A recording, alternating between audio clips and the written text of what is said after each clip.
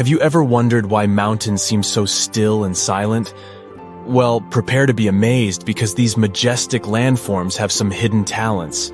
You see, mountains are actually quite the performers. They have their own unique songs and dance routines. What does it mean and how does it work? Well, let's see. Get ready for a chilling revelation. Mount Everest has a secret nighttime symphony, and this mysterious music will send shivers down your spine. When darkness falls over the Himalayas, a strange, eerie chorus echoes through the glaciers surrounding the majestic peak. A team of researchers embarked on a quest to unravel the mystery.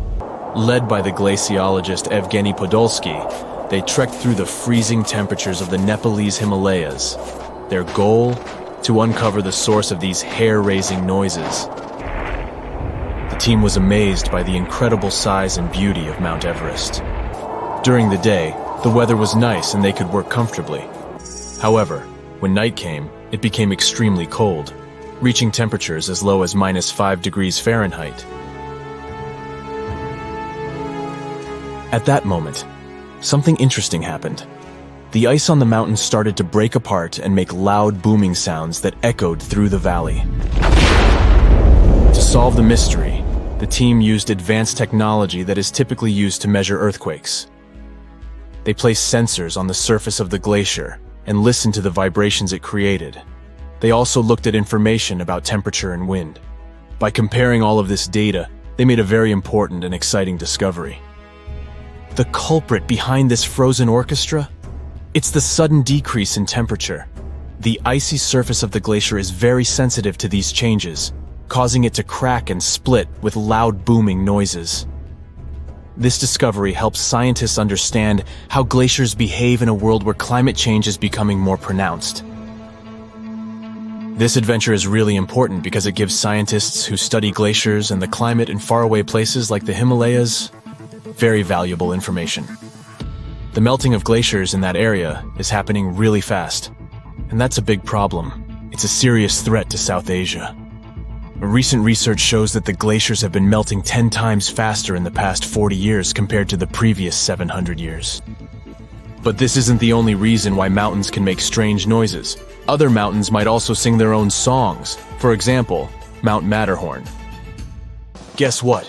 Everything around us has its own special rhythm. Objects vibrate at certain frequencies because of their shape and what they're made of. You've probably seen it before with tuning forks and wine glasses. When they're hit with the right frequency, they start shaking and making sounds. But here's something cool. Even mountains have their own groove. They vibrate in their own unique way. Jeffrey Moore and his team of adventurous scientists wanted to find out if mountains can dance to their own music, just like bridges and tall buildings. They thought that the special shapes of mountains might make them vibrate at certain frequencies, which is called resonance. But testing this idea wasn't easy. Unlike buildings that engineers can shake or bridges that vehicles can drive over, mountains are massive and hard. It's hard to make them move on purpose. Not giving up, Moore and his team took on a big project. They wanted to study how the shaking of the earth affected the famous Matterhorn mountain. This incredible mountain is located on the border of Italy and Switzerland. It looks like a pyramid. It's really tall, reaching about 15,000 feet high. It has 4 sides facing north, south, east, and west. With the help of helicopters, the scientists put special devices called seismometers in specific places on the mountain. One was placed at the very top and used solar power to work. It was as small as a coffee cup. Another seismometer was tucked beneath the floorboards of a cozy hut on the mountain, and a third one was placed at the base of the mountain to compare the measurements. Together, they were the tiny observers that kept recording the movements of the mountain all the time. And they finally detected it. Even though the mountain's movements are incredibly small, scientists discovered that the Matterhorn gently sways back and forth about once every 2 seconds. What's truly surprising is that the top of the mountain moves up to 14 times more than its base. The Eiffel Tower kinda does the same thing. This giant iron structure is a pro at handling windy days, and when a storm blows through, it's not afraid to show off its swaying skills. It's like the tower is saying, "Hey wind, bring it on." But the reason behind the mountain's movement isn't just wind, as it may seem. So, why do mountains do that? Why do they dance and make a humming sound? Are they having a party that we're not invited to? Well, it's all because of something called seismic energy. When earthquakes happen in different parts of the world, their energy travels through the earth and causes the mountains to vibrate. The oceans also join in this mountain music. When waves move across the ocean floor, they create vibrations called microseisms. It's like the Earth's own heartbeat, felt all around the world. And guess what? The frequency of these vibrations matches the way the Matterhorn sways. It's like the mountain and the oceans are chilling together. So the next time you see a mountain, remember that it's not just standing still. It's actually part of a global symphony created by the Earth itself. This research helps us learn how earthquakes can affect steep mountains that are prone to landslides and avalanches. It also gives us a new way to appreciate mountains like the Matterhorn. They have their own hidden songs, swaying and vibrating to a mysterious melody deep within the earth. But there's one more pretty cool thing about the mountains. They don't just talk themselves. They may also influence the way we talk. Turns out, languages spoken in high-altitude areas have special sounds that you won't hear elsewhere.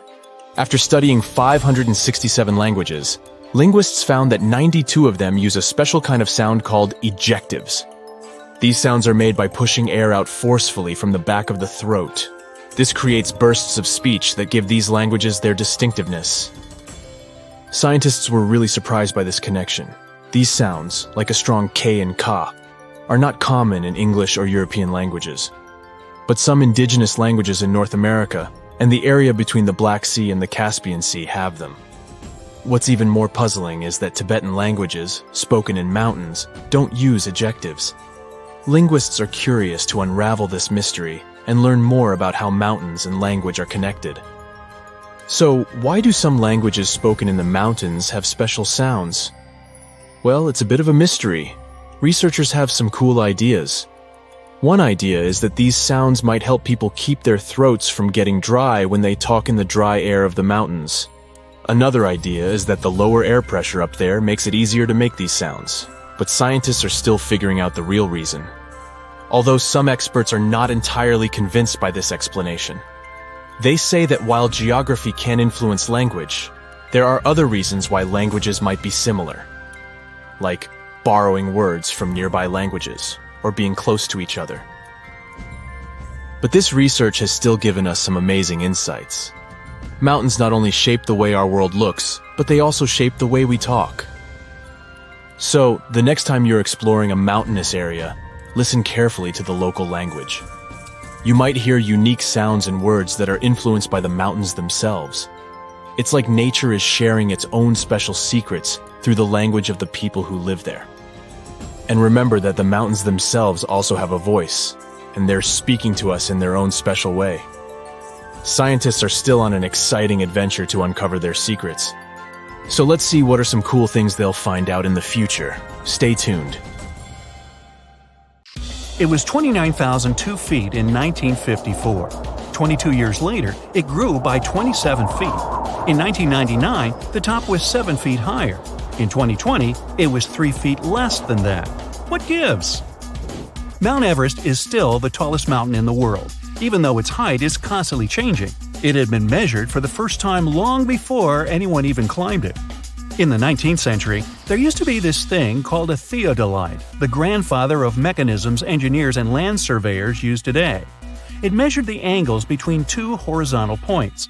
After that, it would go with basic trigonometry to measure where the third point is and how distant it is. That's how mountains are measured. It was complicated because people who measured it had to know where sea level is. Now, there's no sea near the Himalayas, which is why surveyors had to walk all the way from the Bay of Bengal to do the measuring. Others who tried to measure Everest later got similar results, but never the same. Sea level is constantly going up or down because of changes happening on Earth, so it's not easy to be that precise. Mount Everest is part of the Himalayan mountains, and the whole chain is getting taller by around 1/5 of an inch a year. The tectonic collision that created the Himalayas in the first place started 50 million years ago, and it's still going on. That causes growth, but also brings earthquakes that are in charge of reducing its height. So the information from older geography books may not be accurate these days. Mount Everest is the tallest mountain, but only compared to those measured above sea level. There's Mauna Kea volcano in Hawaii, and if you measure from its underwater base, it's 4,000 feet taller than Everest. Antarctica actually has several time zones, 9 of them to be precise. The Great Wall of China. Nope, it can't be seen from space. Sure, sometimes you can identify it when in lower Earth orbit, but at these heights you can see many structures built by civilization. For example, the Great Pyramids of Giza. When on the moon, you can see some green vegetation and a beautiful, mostly white sphere, lots of blue, and patches of yellow. Gulp. Oh no, you swallowed a gum accidentally. No worries, your body won't need 7 years to digest it. It's a myth our parents told us to stop us from swallowing gums. Your body can't digest the ingredients found in gums, so it'll simply move it along. You don't swallow 8 spiders a year while sleeping. Spiders, luckily, don't care about humans, and they don't have any prey or something else that might interest them in your bed. They see you as some kind of a big rock. The air coming from your mouth is creating vibrations that will stop them from trying to get into your mouth. A popular story that famous physicist Albert Einstein failed math in school isn't exactly true. He failed in botany, zoology, and language sections at an entrance exam to a school in Zurich. He was always great at math. Boy, I sure wasn't. It never added up for me. Humans and dinosaurs never really coexisted. They missed each other by over 60 million years. Oil won't prevent pasta from sticking.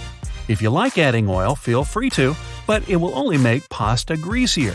Stir it to stop it from clumping. You only use 10% of your brain, or not. You never use 100% of your brain all at once, but you use every region almost every day. Your brain needs to work at full capacity all the time because that's something that keeps you alive.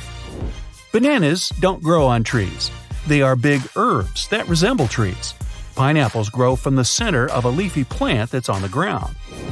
Goldfish may not be the smartest animal ever, but their memory is longer than 3 seconds. It's up to 3 months, which isn't a lot, but enough for it to remember your 3 wishes. Shaving won't thicken your hair. It'll grow the same as it was. You may only think it's darker or coarser because the hair will grow back with a blunt tip.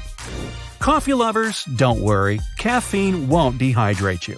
It does have a diuretic effect, but still, the amount of water in your coffee has the opposite effect, so you're good.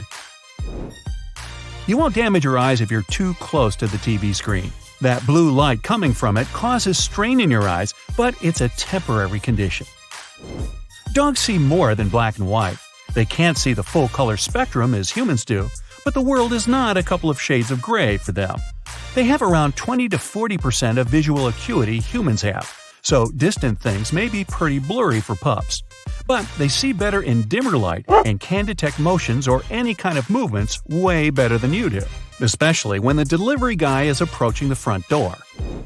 Bees aren't only attracted to yellow out of all shades, they also see colors a little bit different than humans. They recognize only lighter ones, such as green or yellow. All darker colors look black to them.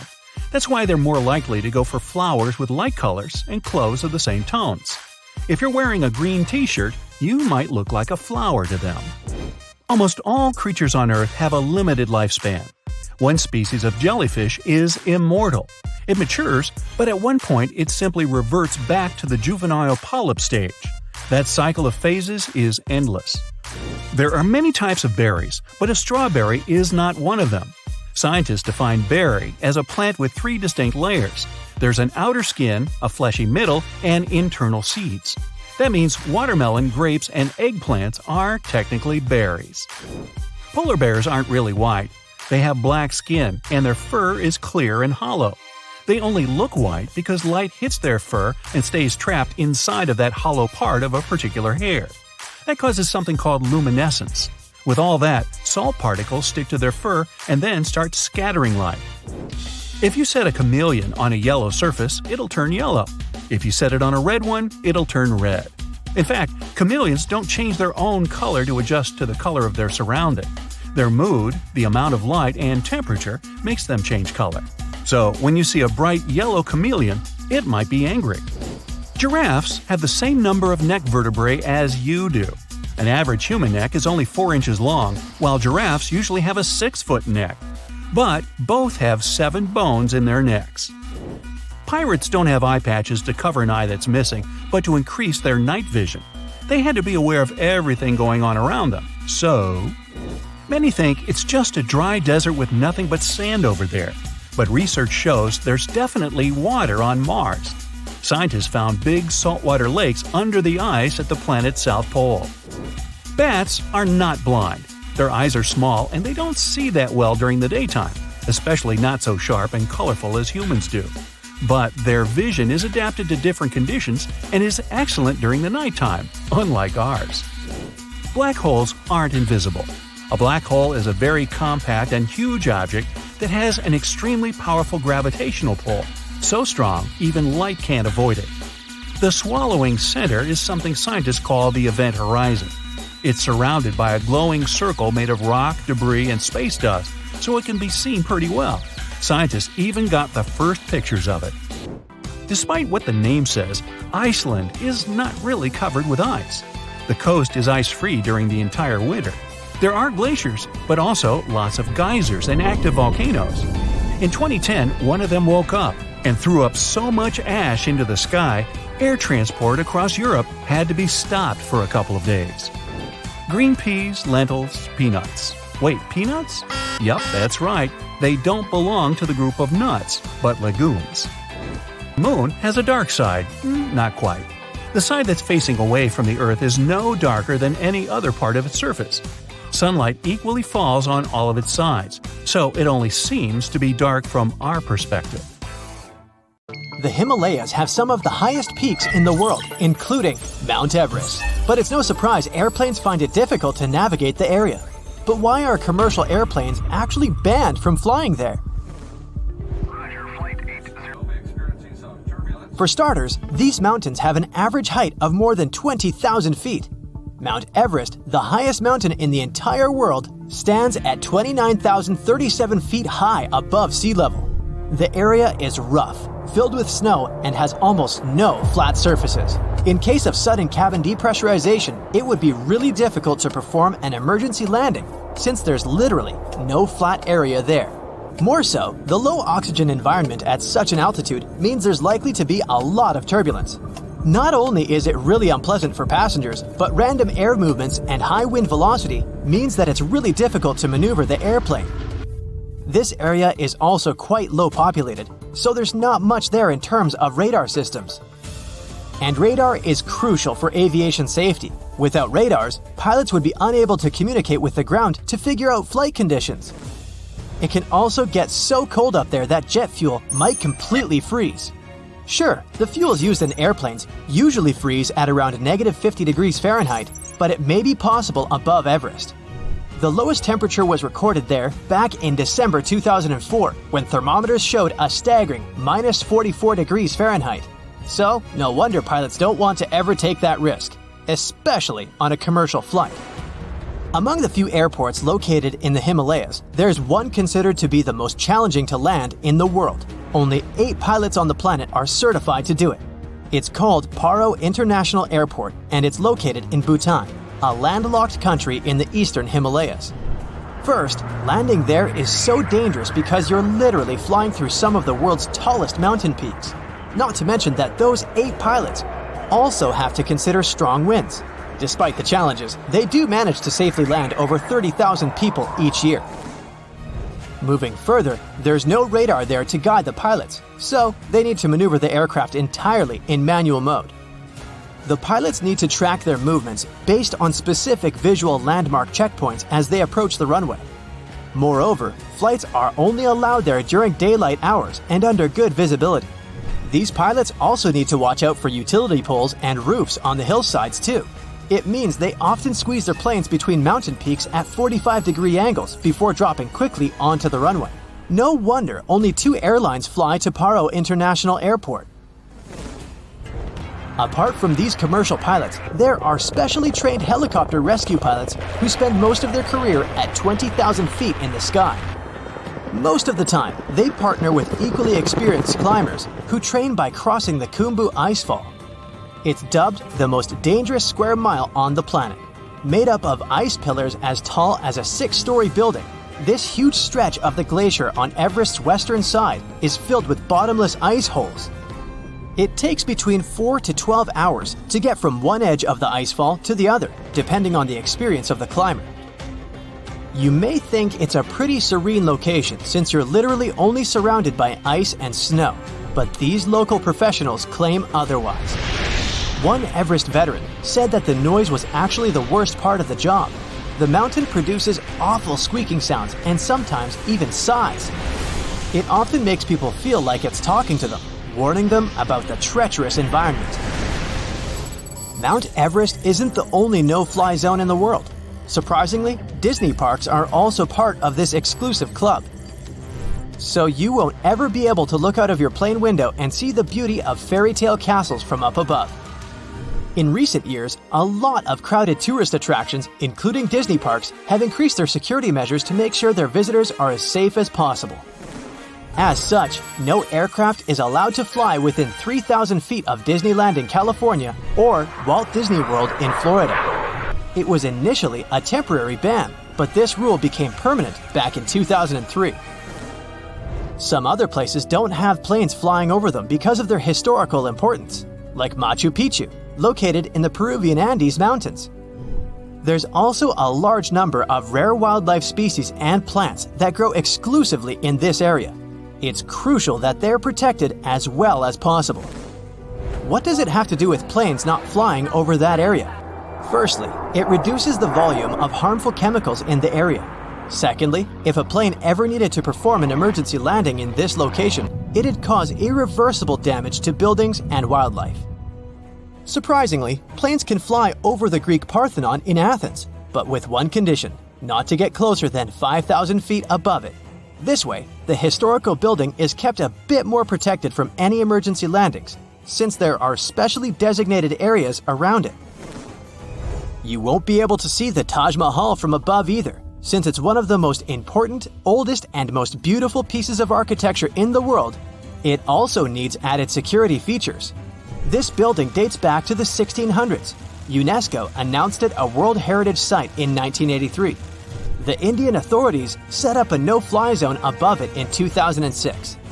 They did it to safeguard not only the building itself, but also the crowds of tourists that come there each year, 7 to 8 million people.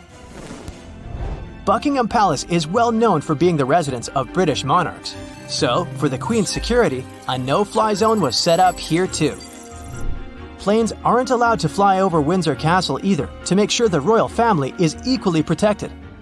Other important British buildings with no-fly zones include Number 10 Downing Street, the British Prime Minister's official residence and office, and the Houses of Parliament.